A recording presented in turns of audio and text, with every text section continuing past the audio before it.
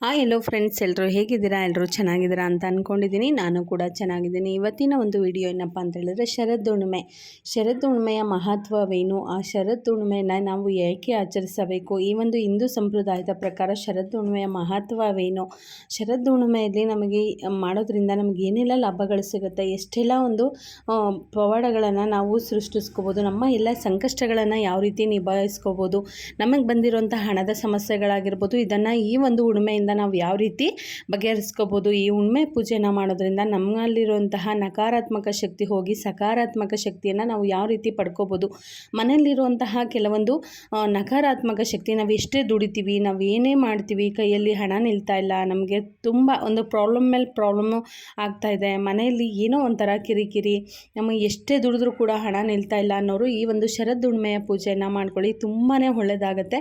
ಇದನ್ನು ಹಿಂದೂ ಸಂಪ್ರದಾಯದ ಪ್ರಕಾರ ಭೂಮಿ ಹುಣ್ಣಿಮೆ ಅಂತ ಕೂಡ ಹೇಳ್ತಾರೆ. ಮಲೆನಾಡು ಸೈಡ್ಗಳಲ್ಲಿ ಅಂದರೆ ಮಲೆನಾಡು ಕಡೆಗಳಲ್ಲಿ ತುಂಬ ವಿಜೃಂಭಣೆಯಿಂದ ಆಚರಿಸುವಂತಹ ಒಂದು ಹುಣ್ಣಿಮೆ ಅಂತಲೇ ಹೇಳ್ಬೋದು. ಇದನ್ನು ಹಿಂದೂ ಸಂಪ್ರದಾಯದ ಪ್ರಕಾರ ನವವಿವಾಹಿತರಾಗಿರ್ಬೋದು ಅಥವಾ ಸುಮಂಗಲೆಯರಾಗಿರ್ಬೋದು ತುಂಬಾ ಶ್ರದ್ಧಾ ಭಕ್ತಿಯಿಂದ ಆಚರಣೆ ಮಾಡಿದ್ದೇ ಆಗಿದ್ದಲ್ಲಿ ಲಕ್ಷ್ಮಿಯ ಕೃಪಾ ಕಟಾಕ್ಷವಾಗುತ್ತದೆ. ಲಕ್ಷ್ಮಿ ಹುಟ್ಟಿದಂತಹ ದಿನ ಅಂತ ಕೂಡ ಹೇಳ್ತಾರೆ. ಹಾಗೆ ಕೃಷ್ಣ ಗೋಪಿಕೆಯರೊಂದಿಗೆ ಕಳೆದಂತಹ ದಿನ ಅಂತ ಕೂಡ ಹೇಳ್ತಾರೆ. ತುಂಬಾ ಒಂದು ಪ್ರಾಶಸ್ತ್ಯವಾಗಿರ್ತಕ್ಕಂತಹ ದಿನ ಶರದಹುಣ್ಣಿಮೆ ದಿನ. ಇದನ್ನು ಕೋಜಿಗಾರ್ ಹುಣ್ಣಿಮೆ ಅಂತ ಕೂಡ ಕರೀತಾರೆ, ಸೀಗೆ ಹುಣ್ಣಿಮೆ ಅಂತ ಕೂಡ ಕರೀತಾರೆ, ಭೂಮಿ ಹುಣ್ಣಿಮೆ ಅಂತ ಕೂಡ ಕರೀತಾರೆ.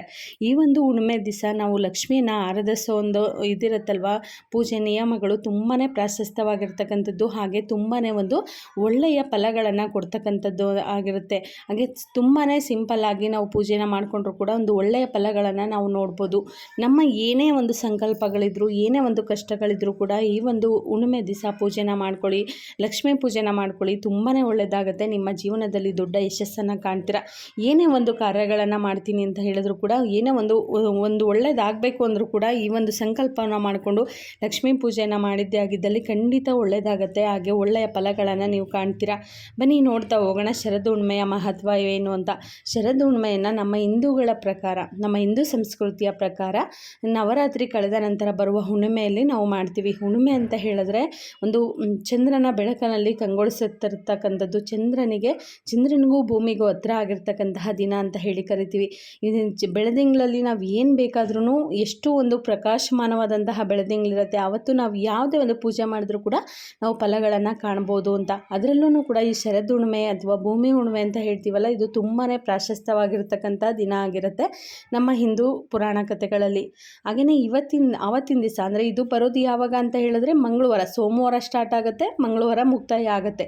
ಮಂಗಳವಾರ ದಿನವಿಡೀ ಇರೋದ್ರಿಂದ ಇದನ್ನು ಮಲೆನಾಡು ಕಡೆಗಳಲ್ಲಿ ತುಂಬಾ ಪ್ರಾಶಸ್ತ್ಯವಾಗಿರ್ತಕ್ಕಂಥ ದಿನ ಅಂತ ಹೇಳಿ ಈ ಒಂದು ದಿನವನ್ನು ಭೂಮಿ ಹುಣ್ಣಿಮೆಯನ್ನಾಗಿ ಆಚರಣೆ ಮಾಡ್ತಾರೆ. ಭೂಮಿ ತಾಯಿಗೆ ಮನೆಯಲ್ಲಿ ಎಲ್ಲ ಖಾದ್ಯಗಳನ್ನು ತಯಾರಿಸಿ, ಅಂದರೆ ಮನೆಯಲ್ಲಿ ಎಲ್ಲ ಪದಾರ್ಥಗಳನ್ನು ತಯಾರಿಸಿ ಹೊಲಕ್ಕೆ ತೊಗೊಂಡೋಗಿ, ತೋಟಗಳಿಗೆ ತೊಗೊಂಡೋಗಿ ಭೂಮಿ ತಾಯಿಗೆ ಸೀರೆಯನ್ನು ಉಡಿಸಿ ಅಲಂಕಾರನ ಮಾಡಿ ತುಂಬಾ ಒಂದು ಒಳ್ಳೆಯ ರೀತಿಯಲ್ಲಿ ಪೂಜೆನ ಮಾಡಿಕೊಂಡು ತುಂಬ ಒಂದು ವಿಜೃಂಭಣೆಯಿಂದ ಅವರಿಗೆ ಬೇಕಾದಂಥವ್ರಿಗೆ ಊಟ ಎಲ್ಲ ಹಾಕಿಸಿ ಒಂದು ದೇವಿಗೆ ಏನೇನು ಬೇಕು, ಸಮರ್ಪಣೆ ಬೇಕು, ಅದೆಲ್ಲನೂ ಕೂಡ ಅರ್ಪಿಸಿ ಬಂದಂತಹ ದಿನವನ್ನು ಭೂಮಿ ಹುಣ್ಣಿಮೆ ಅಂತ ಹೇಳಿ ಕರೀತಾರೆ.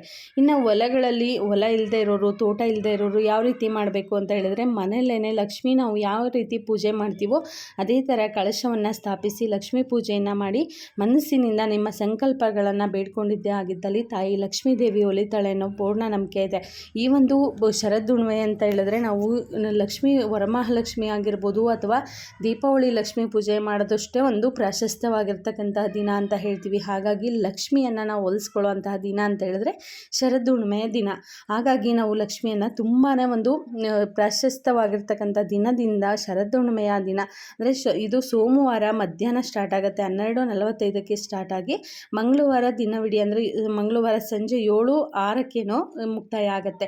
ಇವು ಅಷ್ಟರ ಒಳಗಡೆ ನಾವು ಪೂಜೆನ ಮಾಡ್ಕೋಬೇಕಾಗತ್ತೆ. ನಾನು ಹೇಳಿದ್ನಲ್ಲ, ನಮ್ಮ ಹಿಂದೂ ಸಂಪ್ರದಾಯದ ಪ್ರಕಾರ ನವವಿವಾಹಿತರು, ಸುಮಂಗಲಿಯರು ಈ ಪೂಜೆಯನ್ನು ಮಾಡೋದ್ರಿಂದ ಅವರ ಒಂದು ಎಲ್ಲ ಸಂಕಲ್ಪಗಳು ಈಡೇರುತ್ತೆ. ಈಗ ಎಷ್ಟೇ ದುಡಿತೀವಿ, ಕೈಯಲ್ಲಿ ದುಡ್ಡು ನಿಲ್ತಾ ಇರೋದಿಲ್ಲ, ಎಷ್ಟೇ ಒಂದು ಇದನ್ನು ಮಾಡಿದ್ರೂ ಕೂಡ ನಮಗೆ ಯಾವ ದೇವರು ಮೊರೆ ಹೋದರೂ ಕೂಡ ನಮಗೆ ಇದಾಗ್ತಾ ಇಲ್ಲ, ಮನೆಯಲ್ಲಿ ಏನೂ ದುಡ್ಡು ನಿಲ್ತಾ ಇಲ್ಲ, ನಮಗೆ ಯಾವ ದೇವರು ಕೈ ಹಿಡಿತಾ ಇಲ್ಲ ಅನ್ನೋರು ಈ ಒಂದು ಶರದಹುಣ್ಣಿಮೆ ದಿನ ಈ ಒಂದು ಲಕ್ಷ್ಮೀ ಪೂಜೆನ ಮಾಡ್ಕೊಳ್ಳಿ. ಮಾಡ್ಕೊಳ್ಳಿ, ತುಂಬಾ ಒಳ್ಳೆಯದಾಗುತ್ತೆ. ನಿಮ್ಮ ಜೀವನದಲ್ಲಿ ಯಶಸ್ಸುಗಳು ಕಾಣ್ತಾ ಹೋಗ್ತೀರಾ.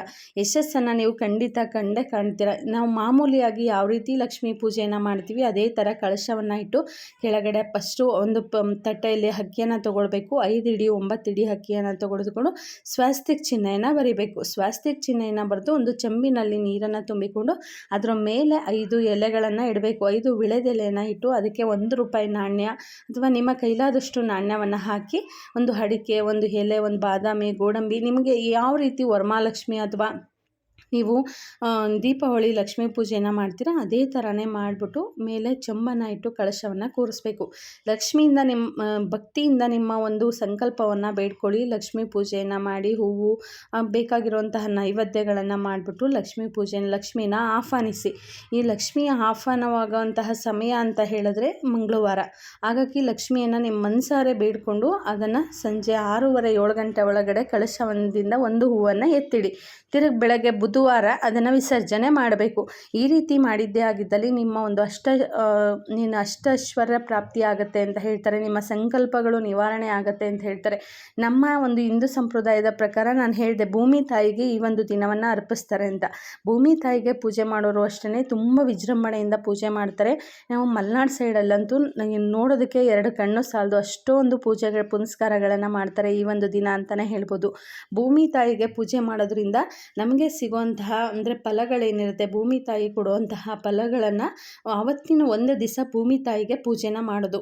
ನಾವೆಲ್ಲ ಏನೇ ಇದು ಕೋರಿಕೆ ಕೋಡ್ಕೊಂಡ್ರು ಕೂಡ ಅವತ್ತು ಲಕ್ಷ್ಮಿನ ಭೂಮಿ ತಾಯಿಗೆ ಹೋಲಿಸ್ತಾರೆ. ಹಾಗಾಗಿ ಆ ಒಂದು ದಿವಸ ನೀನು ಕೈ ಹಿಡಿದ್ರೆ ನಮ್ಮ ಮುಂದಿನ ಜೀವನ ಚೆನ್ನಾಗಿರುತ್ತೆ ಅಂತ ಹೇಳ್ಬಿಟ್ಟು ಆ ಒಂದು ದಿನವನ್ನು ಭೂಮಿ ತಾಯಿಗೆ ಹೋಲಿಸ್ಬಿಟ್ಟು ಭೂಮಿ ತಾಯಿನ ವಿಜೃಂಭಣೆಯಿಂದ ಪೂಜೆ ಮಾಡುವಂತಹ ದಿನವನ್ನೇ ಭೂಮಿ ಹುಣ್ಣಿಮೆ ಅಥವಾ ಸೀಗೆ ಹುಣ್ಣಿಮೆ ಅಂತ ಹೇಳಿ ಕರೀತಾರೆ. ಇದನ್ನು ಕೆಲವೊಬ್ಬರು ಮಹಾನವಮಿ ಹಬ್ಬದ ದಿವಸನೂ ಕೂಡ ಮಾಡ್ತಾರೆ. ಏನು ಮಾರ್ಲಹಮಿ ಅಂತ ಮಹಾನವಮಿ ಅಂತ ಹೇಳ್ತೀವಲ್ಲ ಆ ಒಂದು ದಿನಗಳಲ್ಲೂ ಕೂಡ ಮಾಡ್ತಾರೆ. ಕೆಲವೊಬ್ಬರು ಶರದ್ ಹುಣ್ಣಿಮೆ ದಿವಸನೂ ಕೂಡ ಮಾಡ್ತಾರೆ. ಶರದ್ ಹುಣ್ಣಿಮೆ, ಕೋಜಗಾರ ಹುಣ್ಣಿಮೆ ಅಥವಾ ಭೂಮಿ ಹುಣ್ಣಿಮೆ, ಸೀಗೆ ಹುಣ್ಣಿಮೆ ಈ ಥರ ಎಲ್ಲ ಹೆಸರುಗಳಿಂದ ಈ ಒಂದು ಹುಣ್ಣಿಮೆನ ಕರೀತಾರೆ. ಈ ಹುಣ್ಣಿಮೆಯಲ್ಲಿ ಪೂಜೆ ಮಾಡ್ತಿರ್ತಕ್ಕಂಥವ್ರು ದೊಡ್ಡ ಶ್ರೀಮಂತರಾಗ್ತಾರೆ ಅನ್ನೋ ನಂಬಿಕೆ ಕೂಡ ಇದೆ ಪುರಾಣ ಕಥೆಗಳಲ್ಲಿ. ಹಾಗಾಗಿ ಪ್ರತಿಯೊಬ್ಬರು ಕೂಡ ಲಕ್ಷ್ಮಿ ಹಬ್ಬವನ್ನು ಮಾಡಿಬಿಟ್ಟು ಲಕ್ಷ್ಮೀ ಕೃಪೆಗೆ ಪಾತ್ರರಾಗಿ ನಿಮ್ಮ ಒಂದು ಸಂಕಷ್ಟಗಳನ್ನು ಈಡೇರಿಸ್ಕೊಂಡಿದ್ದೇ ಆಗಿದ್ದಲ್ಲಿ ತಾಯಿ ಲಕ್ಷ್ಮೀ ದೇವಿ ನಿಮಗೆ ಹೊಲಿತಾಳೆ ಅನ್ನೋ ನಂಬಿಕೆ ಕೂಡ ಇದೆ.